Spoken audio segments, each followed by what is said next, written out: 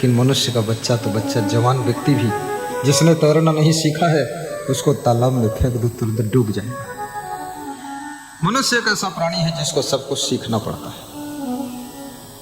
अभी आप इंग्लिश सीख रहे हैं, हिंदी सीख रहे हैं, बोलना सीख रहे हैं, नेतागिरी सीख रहे हैं, डॉक्टर की ट्रेनिंग ले रहे हैं, इंजीनियर की ट्रेनिंग ले रहे हैं, सब सीख रहे हैं, लेकिन मरने के बाद सब ऐसे हो जाएगा जैसे बोर्ड पर बहुत लिखा गया लेकिन रजिस्टर से सब पूछ दिया गया, अगला जन्म होगा तो फिर से सीखना पड़ेगा। लेकिन जिनके अंदर अहंकार भरा हुआ है वो सीखने के लिए भी तैयार नहीं। उनके माँ बाप सिखाते हैं, उनसे भी सीखना नहीं चाहते। सीखना वही चाहते हैं जो विनम्र होते हैं, और सीखते वही है जो बहुत आगे बढ़ना चाहते हैं, और अहंकार वही करते हैं जो बस अब पीछे हटेंगे, वही आगे नहीं बढ़ सकेंगे। किसी भी क्षेत्र में आप हो, चाहे राजनीतिक क्षेत्र हो, चाहे संत समाज का क्षेत्र हो या सामाजिक क्षेत्र हो, लेकिन विनम्रता का अपना एक विशेष स्थान है। विनम्र व्यक्ति को सभी प्रेम करना चाहते हैं, गले लगाना चाहते हैं। नम्रता दूसरे के दिलों को जीतने के लिए सबसे बड़ा अस्त्र है। अहंकार दूसरों के दिलों में हार जाने के लिए सबसे बड़ा शस्त्र है। अहंकार होगा तो दूसरे के दिल में स्थान नहीं मिलेगा।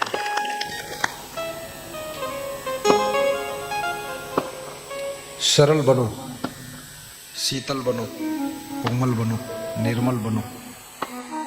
निर्मल मन जन सो मोहि पावा, मोहि कपट छल छिद्र न भावा। ज्यादातर लोग भगवान को ढूंढ रहे हैं, लेकिन उनके मन की दशा देख लो क्या है। निर्मल मन तो छोड़ो, निर्मल खान पान भी नहीं, निर्मल रहन सहन भी नहीं, निर्मल चाल चलन भी नहीं, निर्मल बोल चाल भी नहीं, आचार विचार में भी निर्मलता नहीं।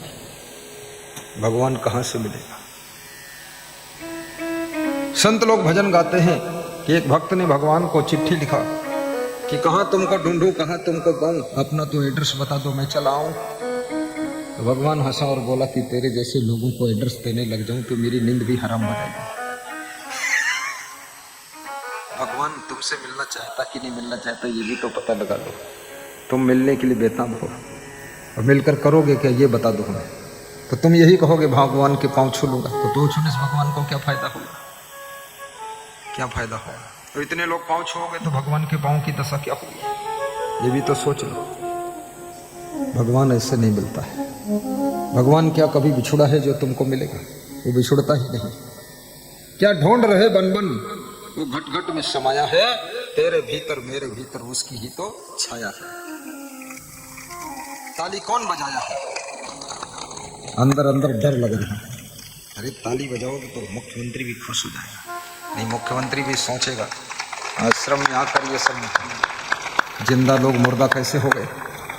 हाँ, ताली बजाना चाहिए, हंसना भी चाहिए, आनंद आना चाहिए। क्या ढूंढ रहे बन बन, क्या ढूंढ रहे बन बन, घट घट में समाया है। क्या ढूंढ रहे बन बन, घट घट में समाया है। तेरे भीतर मेरे भीतर उसकी ही तो छाया है। तेरे भीतर मेरे भीतर उसकी ही तो छाया है।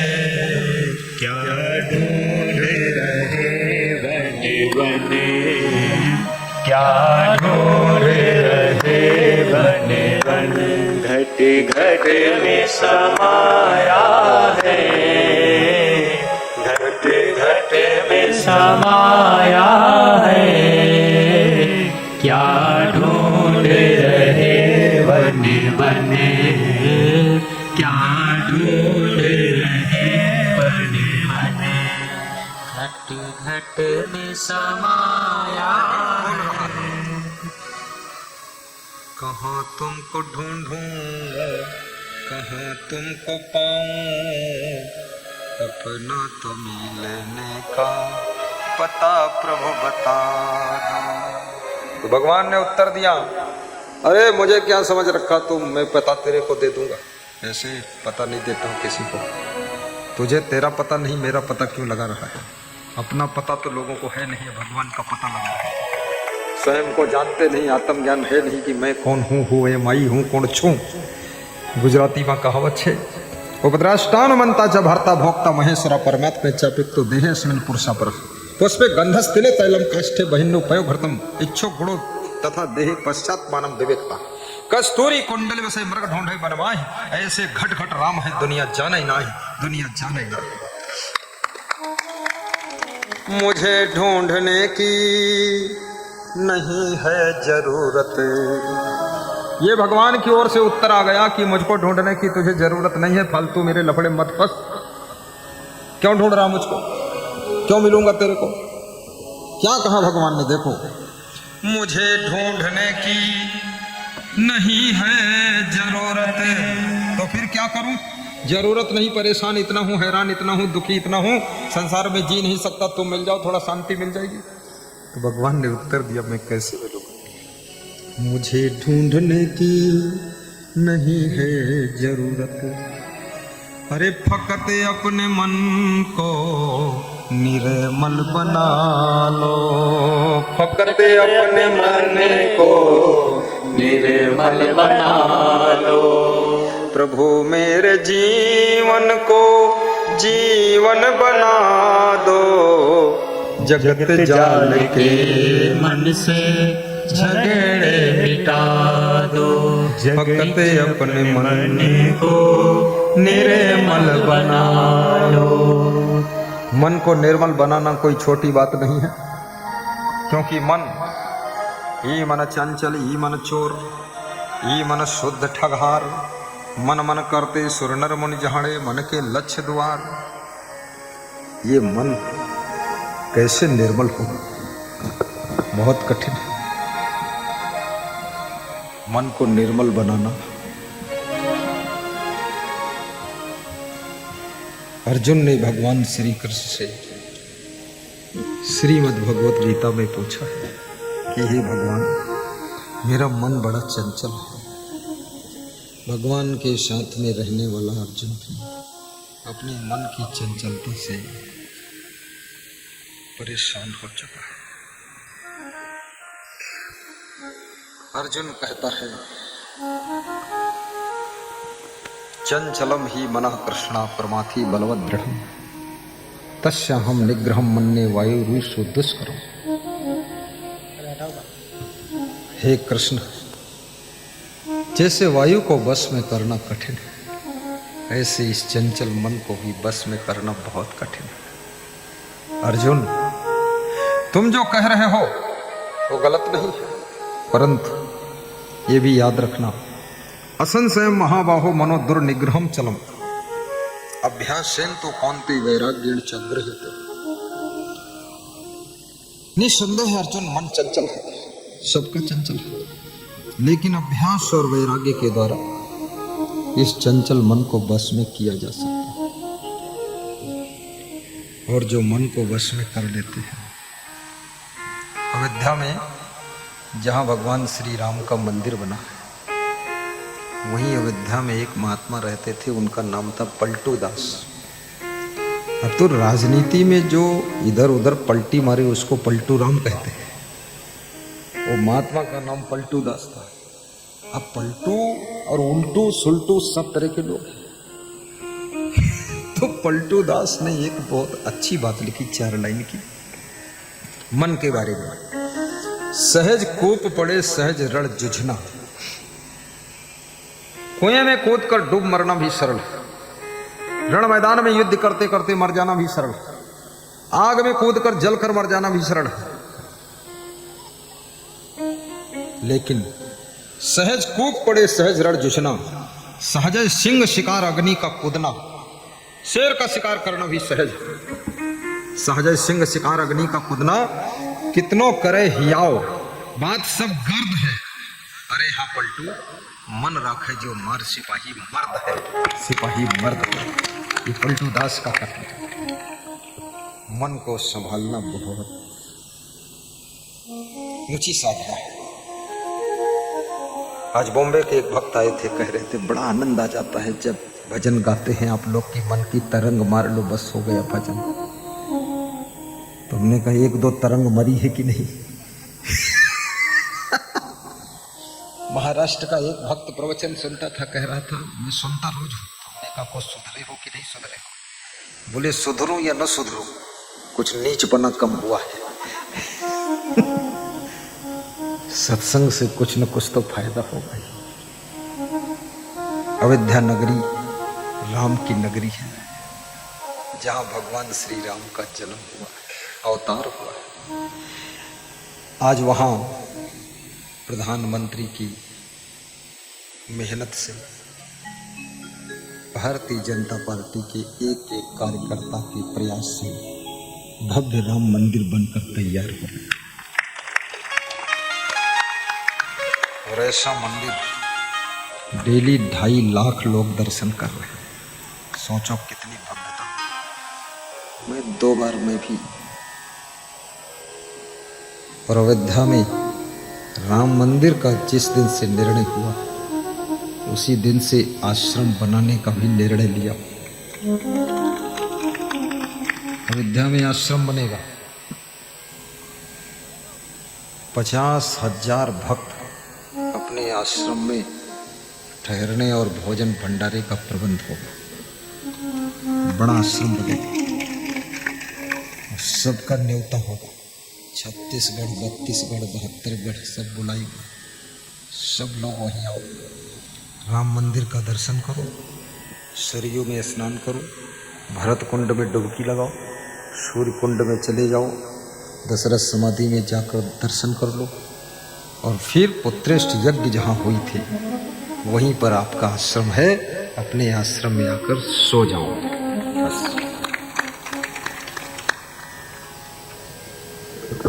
महाराजा दशरथ ने जहाँ पर पुत्रेष्ठ यज्ञ किया था उसी जगह पर आश्रम की रचना हो रही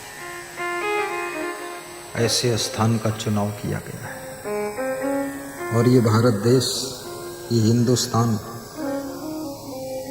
धर्म का देश है, भक्ति का देश है। यहाँ पर संत भी प्रचुर मात्रा में पाए जाते हैं।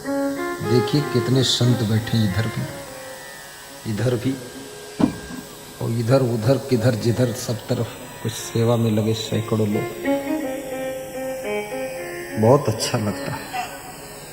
भारत की भूमि संतों को भी जन्म देती है, जिसमें छत्तीसगढ़ में तो बहुत संत अवतार लिया है। जहाँ पर गुरु घासीदास ने भी अवतार लिया है, वो छत्तीसगढ़ की धरती है। जहाँ माँ कौशल्या का भी प्रादुर्भाव हुआ है, जहाँ पर राजिम कुंभ तीर्थ के रूप में उभर रहा है, जहाँ पर राजीव लोचन भगवान लोमस ऋषि लोग महीने महीने कल्प करते हैं, कल्पवास।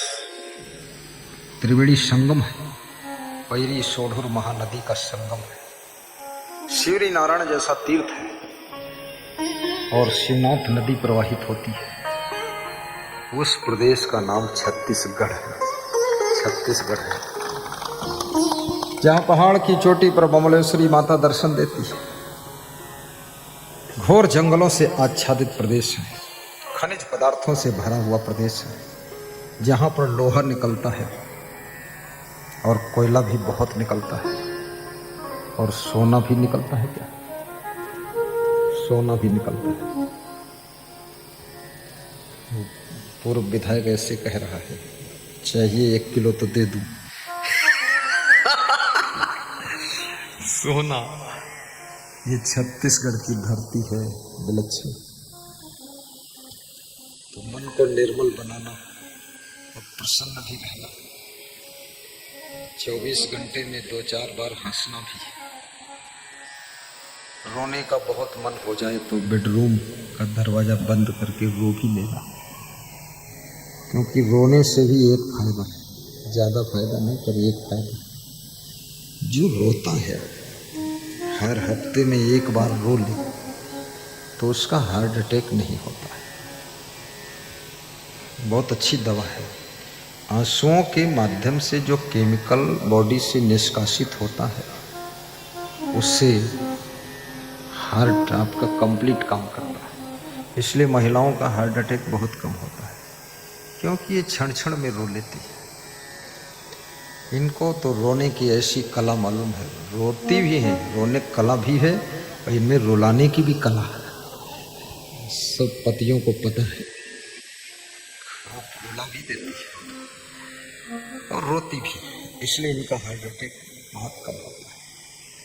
पुरुष रोने में बहुत टाइट है, टुकुर टुकुर देखता रहता है, रोता नहीं। इसलिए पुरुष की हार्ट अटैक होने की ज़्यादा संभावना है।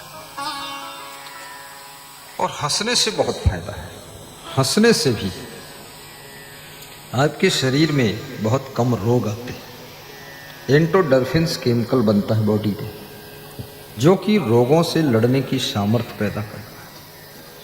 व्यस्ततम जीवन में थोड़ा समय निकालकर पैदल भी चल दिया करो, थोड़ा योगा भी कर लिया करो, क्योंकि दुनिया के झमेले हरगिज कम न होंगे। लाखों लोगों के मेले होंगे, लेकिन जब आप बीमार होंगे तो उस बीमारी के दुख को कोई बांट नहीं सकता है। इसलिए आधे घंटे का समय निकाल कर थोड़ा व्यायाम कर लिया करें। बिजनेसमैन लोगों को व्यायाम बहुत जरूरी है, राजनेताओं को व्यायाम बहुत जरूरी है, जिनका बैठने का काम है उनको एक्सरसाइज बहुत जरूरी है, और महिलाओं को भी जरूरी है, और साधु साध्वी को बहुत जरूरी है, क्योंकि साधु साध्वी दिन भर इसको बैठना पड़ जाता है। बैठे बैठे बैठे बैठे इसका सब नस नाड़ी जाम हो जाता है। इसलिए साधु संत को भी थोड़ा व्यायाम करने की जरूरत है। और जो लोग हार्ड वर्क करते हैं उनको अलग से व्यायाम की आवश्यकता नहीं। शाकाहारी भी बनो। युक्ताहार विहारस्य युक्त ज्येष्ठस्य कर्मसु युक्त स्वप्नौ बोधस्य योगो भवद दुख। यहाँ बिहार से भी श्रोता आए हैं, श्री बजरंगी प्रसाद यादव जी बैठे ही हैं। आपके बिहार में मैं प्रवचन करने गया था, तो आप रास्ते में मिल गए। प्रेमी तो है ही है, बड़ा मनमोहिनी रूप है उनका।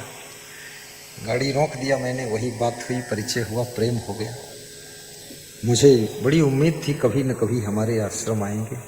आज छत्तीसगढ़ के वो प्रभारी भी है, राष्ट्रीय मंत्री हैं भाजपा किसान मोर्चा के। चलो मेरा भी ध्यान रखना, मैं भी छोटा मोटा किसान हूँ, इधर पपीता वपीता लगाता हूँ। बजरंगी जी, उनके साथ में रामपाल यादव जी छत्तीसगढ़ ग्राम परिक्रमा प्रभारी है। वाह, राष्ट्रीय कोषाध्यक्ष भारतीय किसान मोर्चा की ग्राम परिक्रमा प्रभारी, ग्राम की परिक्रमा करते, बहुत बढ़िया। धन्यवाद। श्री ब्रजलाल राठौर जी भाजपा किसान मोर्चा उपाध्यक्ष। कहाँ ब्रजलाल? खड़े हो, बहुत फास्ट आदमी, खड़े होकर बैठ भी गए, हम देख भी नहीं पाए। बैठिए। श्री रवीश गुप्ता कार्यालय मंत्री भाजपा किसान मोर्चा छत्तीसगढ़। वाह क्या बात। श्री संकेत चतुर्वेदी, वाह ऐसा तुम्हारा नाम है, जिंदगी में पहली बार नाम सुना। तुम्हारे माता पिता भी बहुत अद्भुत है, ऐसा नाम ढूंढे किसी नाम ही नहीं, संकेत नाम नहीं मिला ना, तो कुछ संकेत करो हमें, इशारा कुछ। श्री संकेत चतुर्वेदी किसान मोर्चा पेंड्रा मरवाही से आए, बहुत दूर से आए, बैठिए। वाह वाह।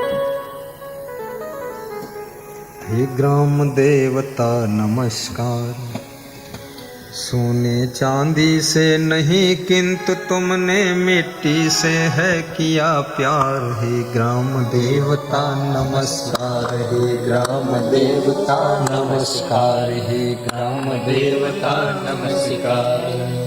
तो सदगुरु कबीर साहब कहते हैं, मानस तेरा गुण बड़ा, मान सुनावे काज। हे मानो, तेरे गुण तेरे को बड़ा बनाते, इसलिए गुणवान बनो। गुणवान बनने के बाद धनवान बनो, महान बनो, विचारवान बनो, विवेकवान बनो, बुद्धिमान बनो। ज्यादातर लोग रूपवान बनने की कोशिश करते हैं, गुणवान बनने की कोशिश बहुत कम लोग करते हैं। लेकिन याद रखना, गुणवान की सुगंध संसार में फैलती है। रूप को कितना संभालो, वृद्धावस्था आने पर रूप धीरे धीरे कुरूप हो जाता है। कोयल का सुंदर रूप यदि कोई है तो इसका मीठा स्वर है। स्त्री की सुंदरता कुछ है तो पतिव्रता धर्म है। साधु की सुंदरता कुछ है, साधु का आभूषण क्षमा गुण है। और कुरूप मनुष्य का आभूषण यदि कुछ है तो विद्या है।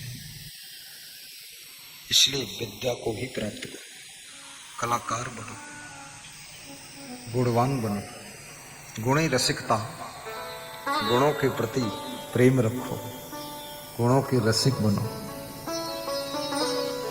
और गुण पूजा स्थानम न च वयम न च लिंगम। गुणों की हर स्थान पर पूजा होती है, न जाति की पूजा होती है और न तो उम्र की पूजा होती है।